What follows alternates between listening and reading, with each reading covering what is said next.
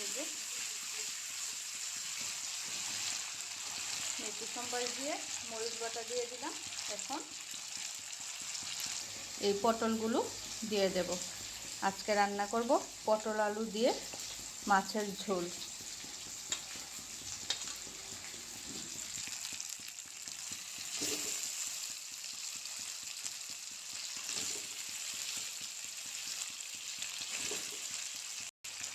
দিয়ে দেব লবণ।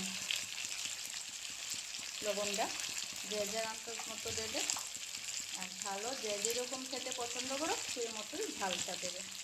দিয়ে দিলাম হলুদ গুঁড়ো, জিরে গুঁড়ো, আর লাগবে ধনে গুঁড়ো। ভালোভাবে নাড়াচাড়া করে নেব একটু।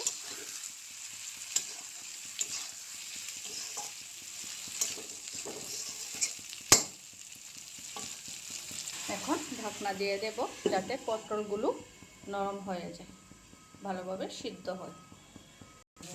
এই যে পটল ভাজা হয়ে গেছে, এখন দিয়ে দেব ঝোল।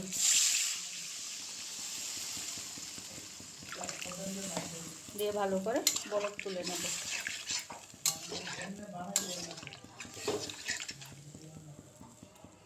ভালোভাবে বলক ওঠার পর মাছগুলো দিয়ে দেব। এই যে কি সুন্দর বলক উঠে গেছে। এখন দিয়ে দেব আলু আর মাছগুলো।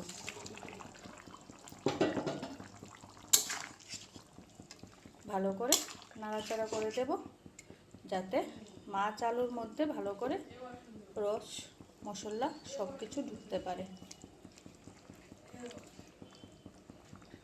এখন 2-1 মিনিট এইভাবে রেখে দেব, ভালোভাবে বলক ওঠা পর্যন্ত, যাতে মাছগুলোর ভিতরে তেল মশলা ঢুকতে পারে।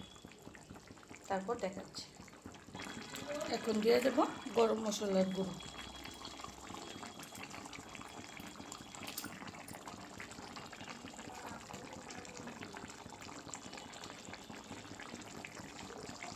এই যে তরকারি আমার কমপ্লিট। এখন নামিয়ে নিলেই হয়ে যাবে।